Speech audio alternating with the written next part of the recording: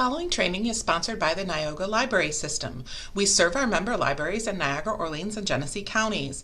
Please visit your local library homepage and use your library card to get access to streaming videos, downloadable music, audiobooks, ebooks, and even more from the comfort of your own home.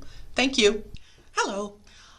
Email seems to be the key to almost everything we do nowadays online, whether it is anything on social media, if you want to sign up for things like unemployment online, if you want to get into a patient portal for doctors' use, anything like that, email is it. I have an older video that is, it has more detail. I'm going to link it in the description below, but what I wanted to do was run through a real short course on how to sign up for email, and this happens to be through Google.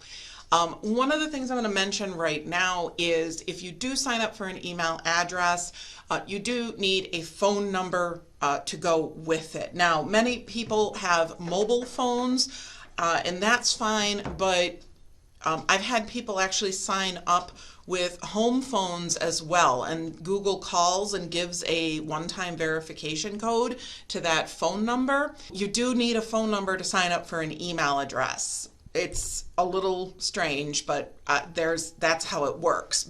Before I even get into it, just to pull up, this is to the Google account help, and a person asked or said, cannot create a new Google account. It is requiring a phone number, forced phone verifications. This was actually from last year. This was what came up. And the poster says that they had been able to make Gmail accounts without phone verification for a long time. However, they can no longer do that.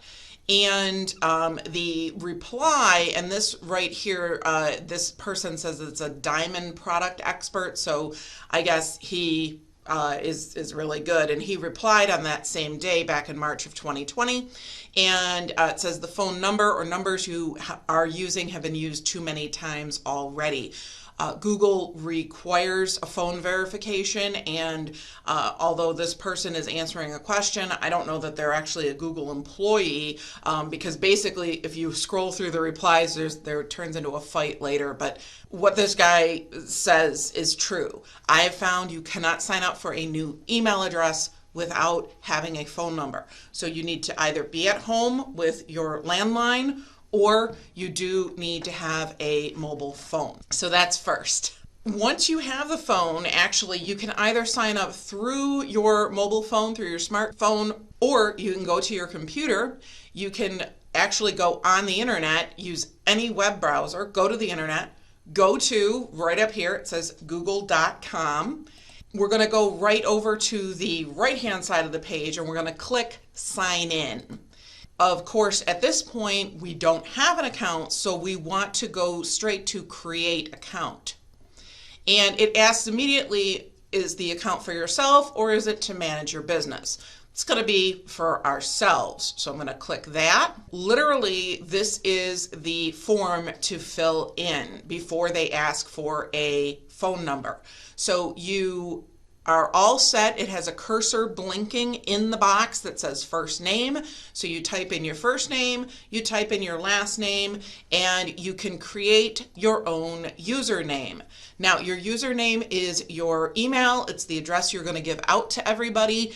And a lot of times you can use, for example, your first and your last name separated by a dot.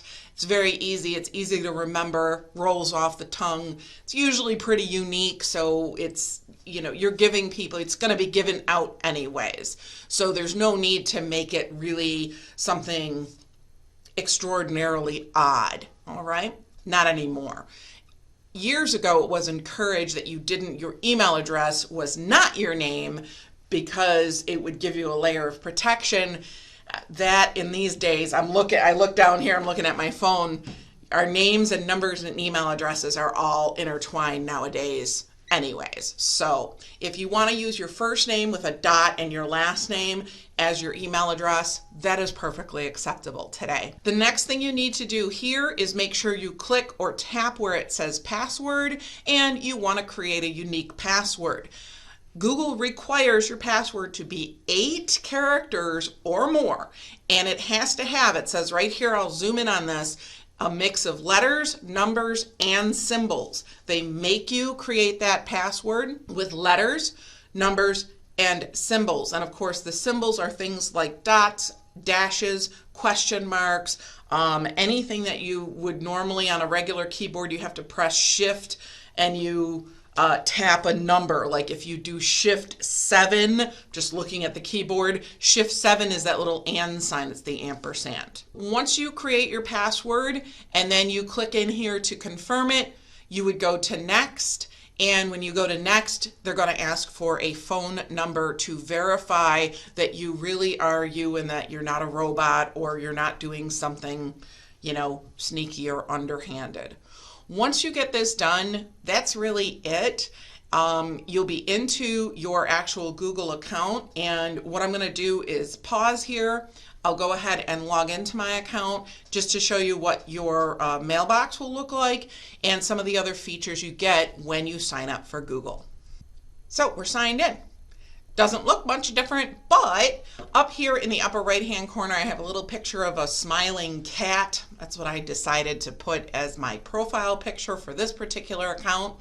I have the links for my Gmail email. I have the link to go to Google Images, and I also have this little app menu. And I said I was going to go into the email, but actually I forgot. I don't actually have to go into my email. When I sign in this way, or when you sign in right on the Google page, you will get your Google account right there. The apps that you can get are listed under that little grid pattern, and that is the app menu. And you have things like your search, which is actually this. Gmail, Keep is a notes application. You get 15 gigabytes to your Google Drive where you can keep things like receipts and other things that you can scan in. You get a calendar.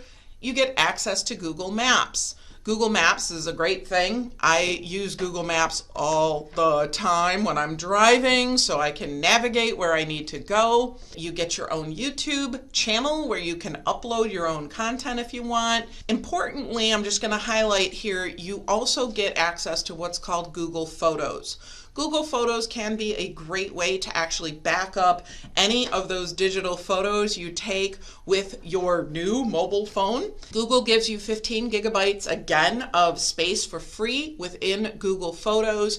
15 gigabytes will hold tens of thousands of photographs nowadays. Okay, so the photos are fairly small in size, and 15 gigabytes gives you a lot of room to work with. On a side note, Google Photos is something, if you do have either an Apple or an Android smartphone, Google Photos is something you would want to go to your app store and make sure you have on the phone.